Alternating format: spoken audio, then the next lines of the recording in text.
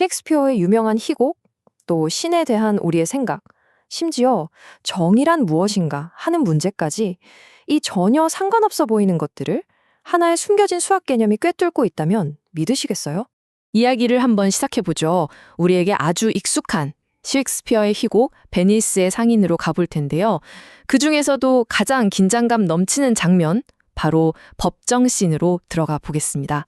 바로 이 장면이죠. 여러분도 아마 아실 거예요. 상인 안토니오가 돈을 갚지 못하게 되자 채권자인 샤일록이 계약서에 적힌 대로 무시무시한 담보를 요구하러 나타난 바로 그 순간입니다. 그리고 법정에서 이런 판결이 내려지죠.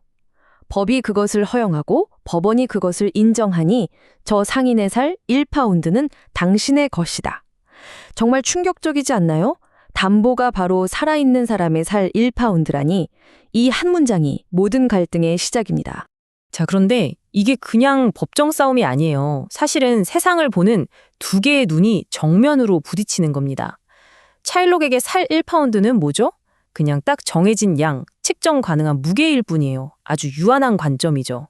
하지만 포션은 다르게 봅니다. 살 1파운드는 그 안에 담긴 생명과 절대 뗄 수 없다는 거예요. 즉, 작은 부분이 그 사람의 생명이라는 전체를 담고 있다는 완전히 다른 무한한 관점인 거죠. 정말 흥미롭지 않나요? 근데 진짜 재밌는 건 지금부터예요.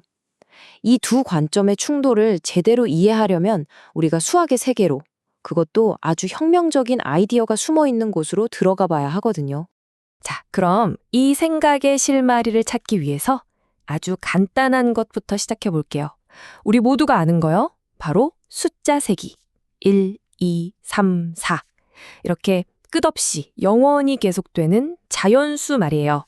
자, 그럼 퀴즈 하나 내볼까요? 자연수 전체랑 자연수 안에 있는 짝수들, 둘 중에 뭐가 더 많을까요? 당연히 자연수 전체겠죠. 그런데 수학적으로는 그렇지 않습니다.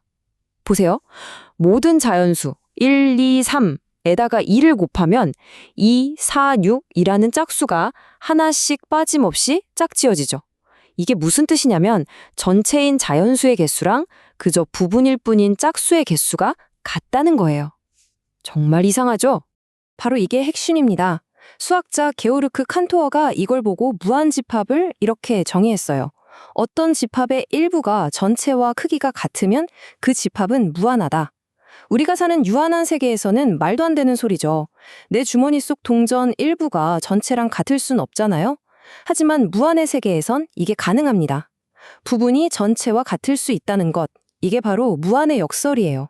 이게 좀 추상적이라면 프랙탈 아트를 생각해 보세요. 저 복잡한 무늬의 아주 작은 부분을 확대하고 또 확대해도 신기하게 전체 모습이 계속 반복되죠? 이게 바로 무한의 속성이에요. 작은 조각 안에 전체의 정보가, 전체의 복잡성이 그대로 다 들어있는 거죠.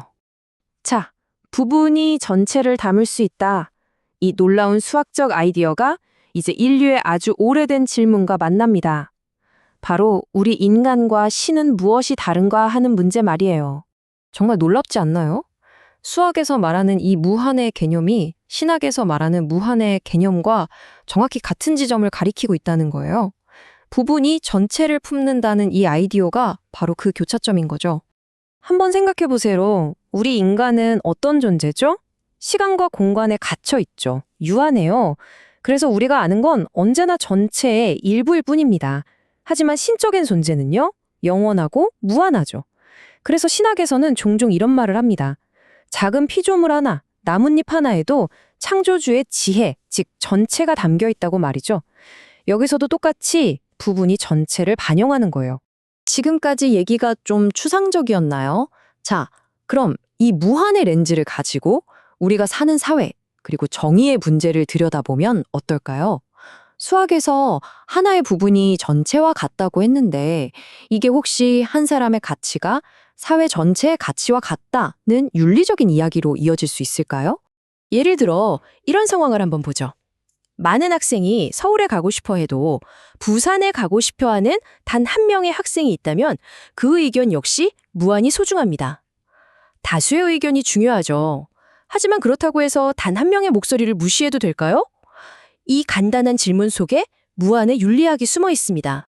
이걸 두 가지 민주주의 모델로 볼 수 있어요. 먼저 유한의 민주주의는 그냥 숫자 싸움입니다. 51대 49면 51이 이기는 거죠. 소수의 목소리는 그저 더 작은 의견일 뿐이에요. 하지만 무한의 민주주의는 완전히 다릅니다.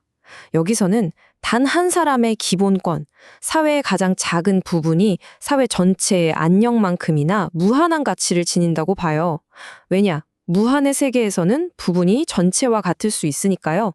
자, 그럼 셰익스피어의 법정에서 시작했던 우리 여정을 한번 정리해 볼까요?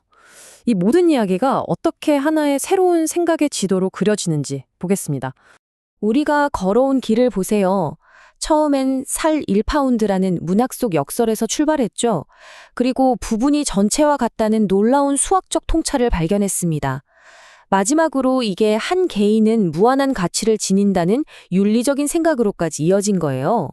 자, 오늘 이야기에서 우리가 꼭 기억해야 할 핵심 내용들을 정리해 드릴게요. 첫째, 무한의 역설. 부분은 전체만큼 클 수 있다는 것. 둘째, 살점의 교훈. 관점을 바꾸면 유한한 가치가 무한한 가치가 될 수 있다는 거죠. 셋째, 인간과 신. 우리 모두의 안에는 존엄성의 근원이 되는 무한함이 있다는 생각. 그리고 마지막으로 무한의 윤리. 단 한 사람의 권리도 전체의 권리만큼이나 소중하다는 것입니다. 결국 수학은 단순히 숫자를 계산하는 공식이 아니었던 거예요. 세상을 이해하고 그 안에서 우리가 서로를 어떻게 대해야 하는지에 대한 새로운 관점을 열어주는 생각의 지도였던 거죠. 그리고 어쩌면 더 나은 세상을 만드는 단단한 기반이 될 수도 있고요. 오늘 이야기의 마지막, 이 질문을 여러분께 던져보려고 합니다. 만약 단 하나의 부분이 정말로 전체를 담을 수 있다면 여러분 한 사람의 목소리, 여러분의 작은 행동 하나, 그리고 단 하나의 생명이 갖는 가치는 과연 어떻게 달라질까요?